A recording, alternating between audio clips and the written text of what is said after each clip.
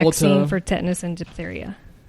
I guess that's kind of like taking a multivitamin in a way. You know, it's like, well, I need this. Well, yeah, but I can give you this, and I mean, we figured out a way to also throw this in there. So they probably threw something else in there. See, because they couldn't, it works. The thing is, those are both very safe. Those do not have those two categories. Those two categories are extremely safe. Anyone with any immunity level can pretty much take both of those. And they find so they could probably rum take and them Coke, together. It works well together. Yeah, rum and Coke. Yeah, exactly. They're not going to give you smallpox and a flu vaccine. Well, flu's pretty safe too. They're not going to give you like two live attenuated ones together because you'll get sick. Like you can't. Oh, your body's inundate your immune system like obviously that. Those you're trying to develop antibodies. Right. These are very basic, and they're not going to get you sick. So yeah, that's probably why they can't. Now, do these produce antibodies as well? Mm-hmm. Even though they're not putting anything live inside of you? Mm-hmm. Okay. Yep. But real quick, what I was going to say though is that it's as far as amount of vaccines that can be handled from certain studies from somewhere, they were saying that a baby theoretically could handle about 10,000 vaccines at a time because of how fast our body's cellular system, like cells, work. How fast babies adapt. Well, the whole thing is about. They don't start inoculations on babies because their systems aren't ready to produce antibodies though until a certain age. I mean, right. You get a lot of vaccines before you're one. Right, but you don't do them at birth. No, yeah, not right away. Not at birth, right? I don't know. Again, you know what the crazy thing is? But from what I understand, they were talking about a baby, young, less than a year old or whatever. Well, no, it's not going to say child. It's a baby, but there are people out there who are saying that a baby can handle up to 10,000 vaccines at once because of how our systems work, which is fascinating. Quite possibly. I mean, a lot of them are very safe. You know. Again, that's theoretical because obviously no one's getting 10,000 vaccines. It's just about how the body works. Yeah, interesting. Yeah. The interesting thing is, I've listened to a lot of podcasts over the years on, some of this stuff is pretty fascinating to me, like infectious disease and medicine and stuff like that. Obviously, I don't understand it a lot, but I listen to a lot of it. And every time I've heard a scientist or a doctor talk about the immune system, they don't really seem to know what the difference is between a young person's immune system and an old person's. Like, obviously, they know the person's older, but they don't know like what's actually happening. Like, it's pretty interesting because it seems like if you could figure figure that out, it seems like you could probably halt aging in some capacity for a certain amount of time. So that's a big one. I'm not sure that those are linked, but I mean, obviously, like things like chickenpox is something that virtually is limited to kids. Yeah, shingles which is a derivative of that, is something that happens when you're older. Right. I mean, there must be reasons what the immune system is changing or mutating. The way it interacts with it. To where shingles is not affecting children. Chickenpox is not affecting older people. There's got to be something in the immune system doing that. Right, but it's just that it's a system. It's not something they don't know what tiny. There could be some unknown element floating around in there that we don't know. They just don't know what's actually different other than the age of the person. So it's pretty complicated, pretty interesting. But I don't know. Whenever I listen to science, I start meditating. Wait, meditating or Don meditating? You look pretty peaceful over there. Don meditating, yeah, that makes sense. So we'll talk a little bit about this new one. Scientists are working on these new types of vaccines. There are several examples, and some are pretty exciting. It looks like, let's look at the new COVID one, for example. So those are mRNA vaccines, and they're pretty different from the ones we've already discussed. Instead of literally taking a germ or a part of a germ or using the whole weakened virus, this new type basically is a way to reprogram your cells. It's called mRNA, so it stands for messenger RNA. And if you remember what, like from science class or whatever, what RNA is, it's ribonucleic acid. And that is I wasn't meditating. He thought I wasn't going to explain it. He said RNA, message. Messenger. Messenger RNA. Right. It's just No, I get it. It was funny, but yeah. deoxyribonucleic acid, or well, no, DNA means DN acid. So anyway, ribonucleic acid, that's the substance in cells that's principal role is to carry. It carries instructions from the DNA on how to synthesize proteins in the body, basically. So that's basically you're injecting something. Well, here, let me explain it. So the CDC updated this little thing they put out about it on November 23rd. So I'm going to read to you how they explain the COVID mRNA vaccine because you don't want me to do it. So what they do, they give instructions for our cells to make a harmless piece, what is called the spike protein. The spike protein is found on the surface of the virus that causes COVID-19.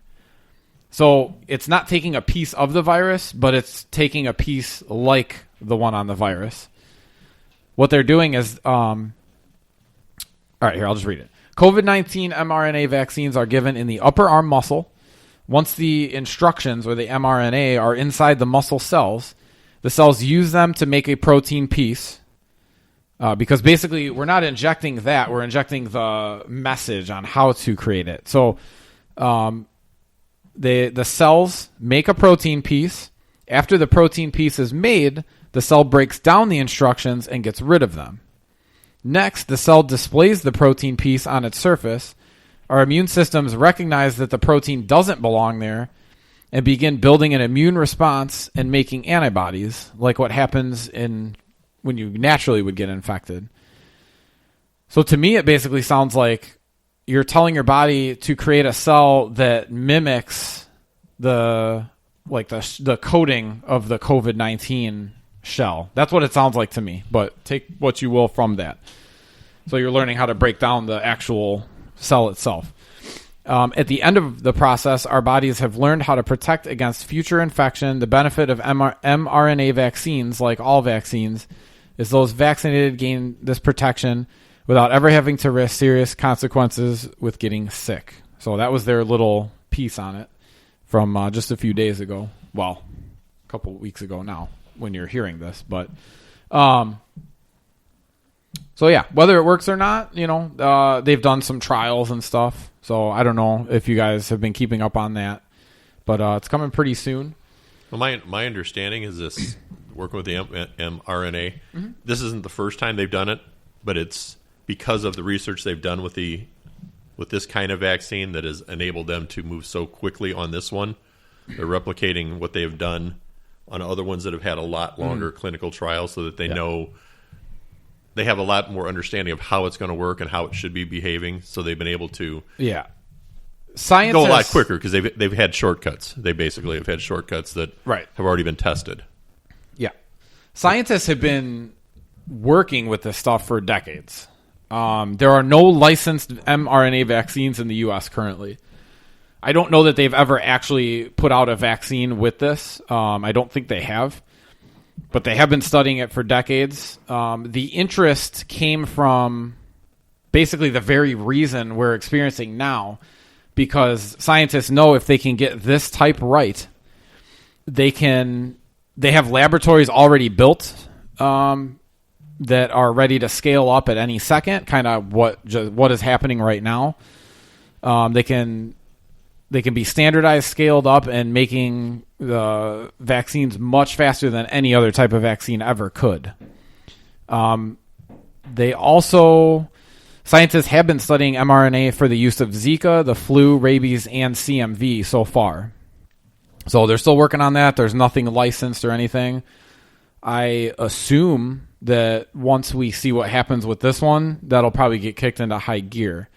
That also explains why so many different laboratories are ready, close to having breakthroughs. Because they've been working on it for a long time. So we didn't just luck into something here. This is something that science has been. Nor have we forced science to go faster than it was already going. Right. So the future seems to be very bright for these, because if they're safe and effective as they believe they will be, they may be able to create one vaccine that will protect against several diseases, reducing the number of vaccines that people would need. So like maybe they can get 5 or 6 with one protein type, and just knock out a bunch of them. So it's very encouraging. It seems very safe.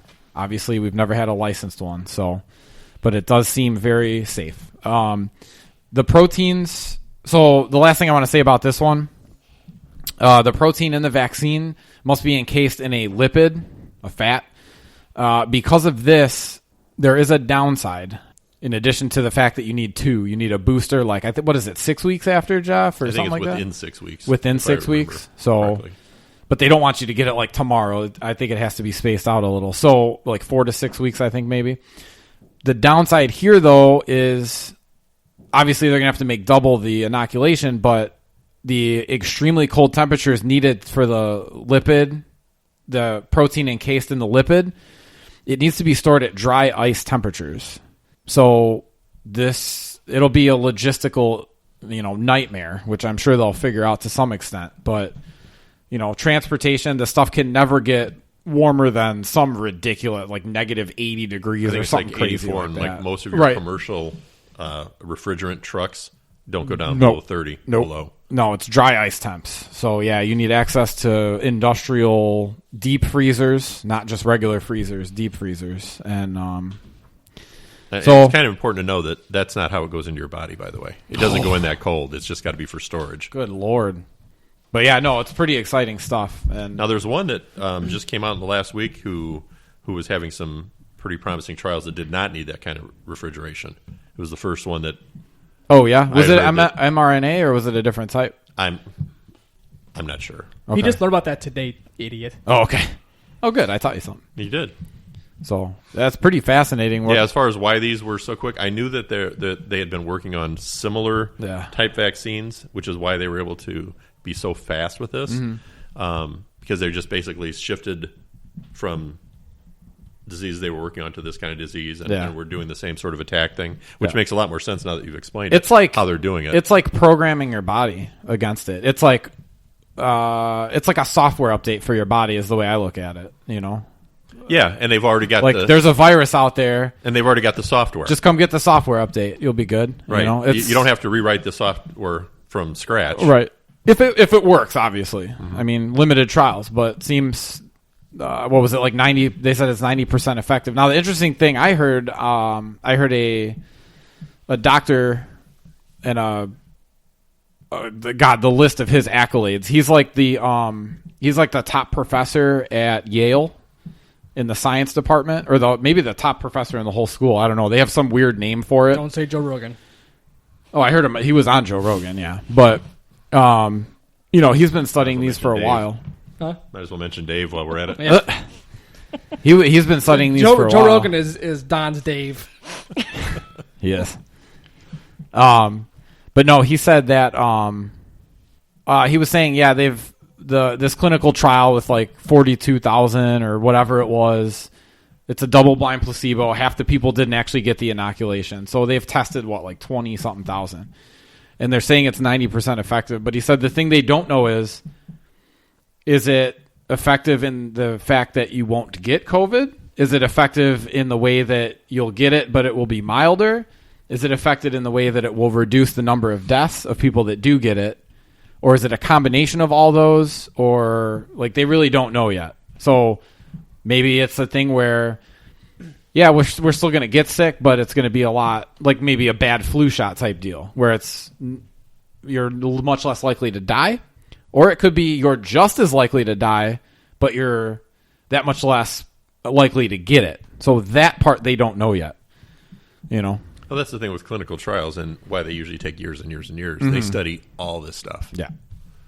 And, I mean, obviously they're fast-tracking this for a reason, and I get it. I think you guys know what herd immunity is, basically? The basic concept of it. They thought originally at 70% for COVID. I think it went up to 90 or something like that because it spreads so easily, So, They're saying that 90% of people have to get it to reach herd immunity? No, well, 90% of people need to get it or get the vaccine or fact check that. What's the herd immunity on COVID right now? That's a that's a wildly high But, number. dude, yeah. Yeah, it was. Most diseases are like 60, 50, 70, like somewhere in that ballpark. Which the whole thing with the herd immunity is amazing to me because when I was reading